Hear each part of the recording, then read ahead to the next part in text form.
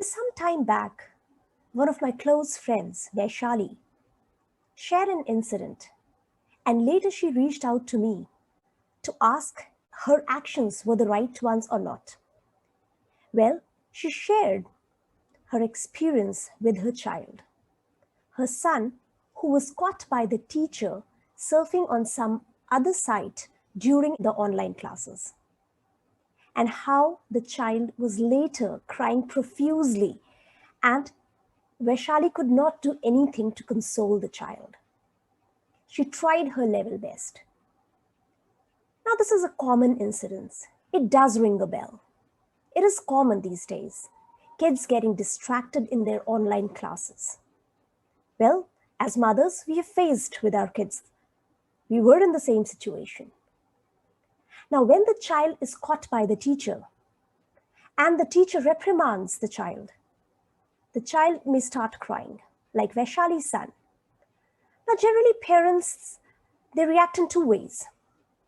Either they console the child, downplaying the event that the child was doing something wrong, or they start blaming the child, saying that, yes, the child was wrong. Again, exaggerating the act because the child is aware that he or she was wrong. Hence, her son was crying. Then what is the right way of reacting to this particular situation? If we don't console, if we don't blame, then what should we do? Well, we should use this opportunity and achieve 3 goals. Let me share these 3 goals.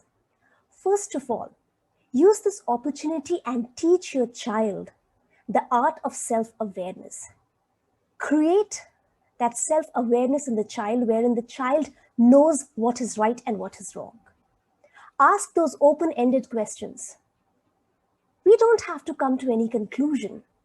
We have to let the child come to that conclusion that yes, whatever the child was doing was wrong.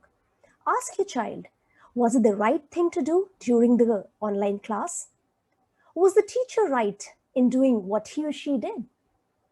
And after getting those answers from the child, teach your child how to control his or her own emotions, how to stand up and face the situation, face the consequences of all the actions he or she has done, which in this case is surfing on another site during the class.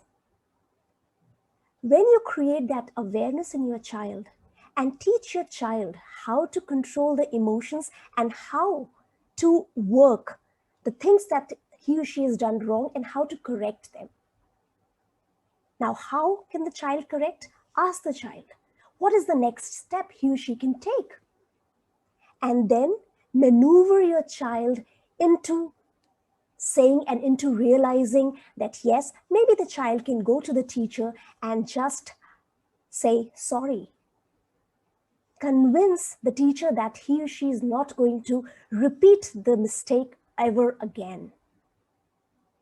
Number 2, the second thing that you can teach your child is time management and prioritizing the task. Ask your child if that task was so important, surfing on the internet was so important that your son or your daughter chose to do it in the middle of the class. Teach them the art of prioritizing the task. Tell them they could have done this a little later, maybe after the class. And last but not the least is this is the right time that you can create that bond with your child.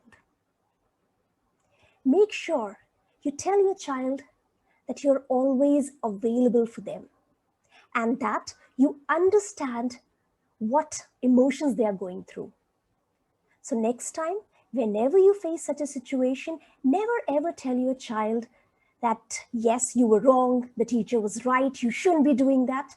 Or never console your child saying that it's okay, you will reach out to the teacher and ask the teacher not to punish you.